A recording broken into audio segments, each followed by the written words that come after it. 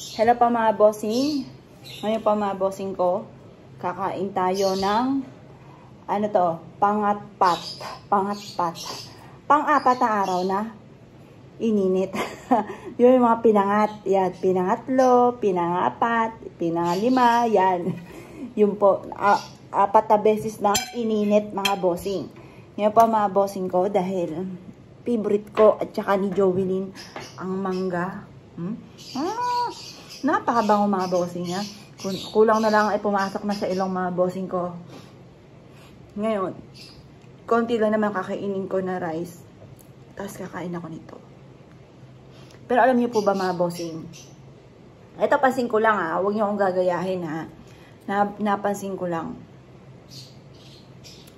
Ang pinaka numero, tataas ko lang pa ako mga bossing. Ang pinaka numero 1 mga bossing ko na nagpapataas ng sugar kasi pero syempre hindi na ako nakain ng chocolate, hindi ako nainom ng soft drinks. Tapos pa nagkakape ako, tapos naman wala akong sugar. Ang pinakaano ko lang, yung mga ganto-ganto mga pagkain, ganyan. Yung mga ibang mga, halimbawa, tinapay, hindi na ganun kaano. Pero hindi naman bawal lang madami, ganun. Hindi ko siya mapigilan.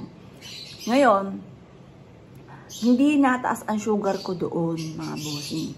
Kahit kumakain ako ng mga pasta, yung mga ganyan, tapos pizza, tapos kasi meron kaming kinainan, inaasahan ko tataas sugar ko kasi napadami ang kain ko mga bossing. Tapos kumain din ako ng potato, ganon. Pero hindi tumaas ang sugar ko. Alam niyo po ba kung saan tumataas ang sugar ko? Pag ako'y umiyak, kapag na-miss ko si Jovelyn, kapag umiiyak ako, pag nami-miss ko siya, yung stress ba? Yun ang numero 1 mga bossing. Napatunayan ko po yan. At ilang beses ko na lang napatunayan. Stress. Kaya, kapag may mga diabetes talaga mga ganito, high blood ka, huwag kang magpapaka-stress. Kasi once na stress ka, mas lalala po siya. Ngayon, gawin mo na lang. Kung anong gusto mo, kainin mo. Huwag lang sobrang dami, yung panakto lang. Tapos, enjoy lang ang life. Ipagpapasa Diyos na natin ang lahat mga bossing. Kung anong kaganapan, Lord, kayo na pong bahala sa amin. Yung pong napansin ko mga boss. Huwag naiyak. Akala lang, siyempre anak ko po yun. Kung ibang tao, mabilis akong makakaano. Halimbawa, may ibang kakilala. Nangyari po yun. Iyak ako ngayon. Malulukot ako ngayon. Pero susunod na araw, tapos na. Pero dahil anak ko lumaki po yan mga bossing ko, lagi kong kasama. Yan, iyak naman ako. Tataas na naman. Wala po kami yung tipo na yung papahabilin sa mga lola, sa tiyahin. Wala pong ganon. Kung halimbawa man, mabilis na mabilis, papabahin lang ako, mamamalengke ako para hindi ko na siya isama. Yung mga ganon, pahabilin na sandali. Pero yung tipong inihabilin dun lumaki, hindi po ganon. Walang ganon pangyayari po sa amin. Lahat po yan, hanggang magkasama, matutulog kami, tabi-tabi po kami. Ang harap.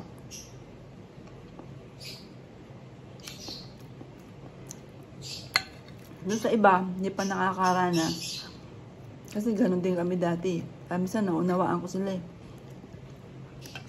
Mag-move on ka na kasi. Pag tinanong ko, nangyari na po ba sa inyo yun? Nangyari na sa nanay, nangyari sa tatay, nangyari sa mga tiyahin. Iba po, masasabi ko sa inyo po, iba pagka-anak. Lalo yung anak mo, lumaki mga bossing ko ng kayo-kayo lang. Tapos biglang, walang kaabog-abog, biglang nawala. Kung may karamdaman, tapos maluba, tapos matagal na siya nagsakripisyo, parang yung isipan mo, doon na, doon na yung papunta na doon. Pero yung tipong wala kang alam kasi si Jovelyn po hindi sakitin. Ayun, yung tipong binigla ba. Sabi ko nga sa kanya, anak, may gift ako sa'yo pag lumabas ka, yung favorite mong iPhone, bibili natin. Binubulong ko po yun sa kanya habang siya ay nakahiga po doon. Kasi alam ko talaga, uuwi po kami. Yun talaga nasa isipan ko, uuwi po kami. Pero marami kaming mga gusto. Bibili naman talaga niya. Kaya kaso lang busy po siya kasi nagkaroon sila ng nagkaroon ng pageant, nagkaroon ng exam, nagkaroon sila para mga report, ganon, para na-busy. Parang naghahanap lang ng timing na yung mahaba-haba yung space ng oras po para makabili po kami.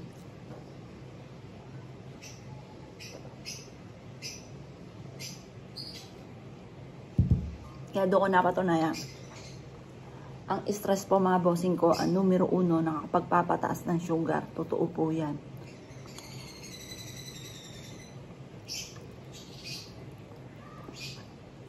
Maraming beses na nagpatotoo po yan. Dali. Alam mo saan pinipigil ko kasi yung mister ko naghahat sa akin. Ang mga lalaki ang galing magdala, pero alam ko, iyak din siya.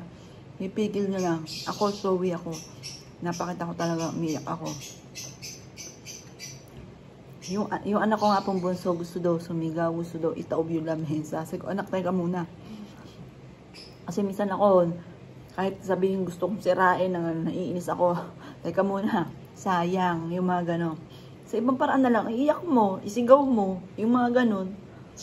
Kaya isulat mo na isulat, sabi mo na sabi, ipagdasal mo na ipagdasal, ibuka na ibuka sa bibig.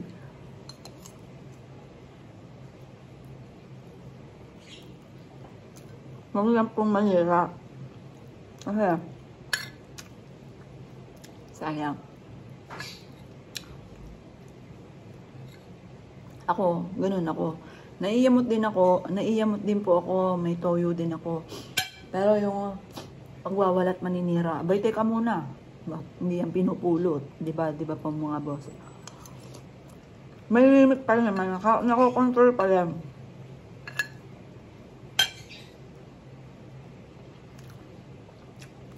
Solo plate lang po kumain. Parang dati, never ko ito naranasan. Kung ayaw pa ni Justin kumain kasi minsan, busog pa daw po siya, ayaw ko naman pilitin. Ay, kasi nakakain siya, nagutom kaagad siya, 11:30. Eh ngayon, 12, syempre busog pa siya. Ayaw kong pilitin. Yung anak ko, may halaga, sabay tayo. Yung anak kong panay, never po yun na natulog. Halimbawa, may pinuntahan kami ng nanay na albularyo. Siyempre, ginabi po kami. Never po yung matutulog nang hindi pa ako nadating. Lagi po yan, kahit gabi-gabi na. Kahit sinasabi ako, anak, matulog ka na, magdodoorbell na lang ako ha. Hindi, mama, hintayin kita.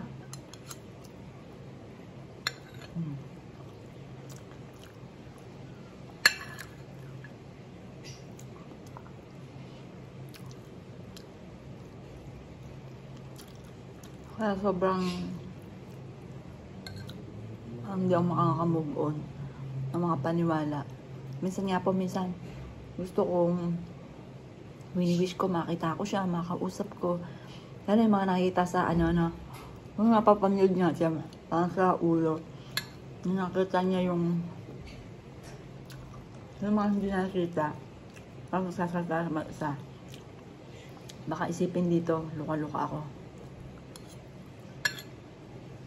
Pero madalas, punta ko doon sa kwarto na. Upo ko doon sa Halika na, kaya ka na. Pauno ka maraming tubig, oh. Parang ano ng buhok ni Edno. Ha? Maso. Oh. Parang ano ng buhok. Parang hindi magulo.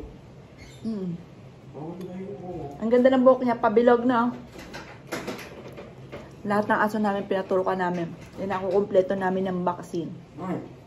Parang yung buhok ko nga, diretso lang. Walang buhol. Masama pa po yung lumalago na bubuhol-buhol. Anak, ano? Pero buhok nito na yan. Bilog na. Magang. Patuturukan din natin lahat yan. Dapat kompleto po yung mga aso ng turo.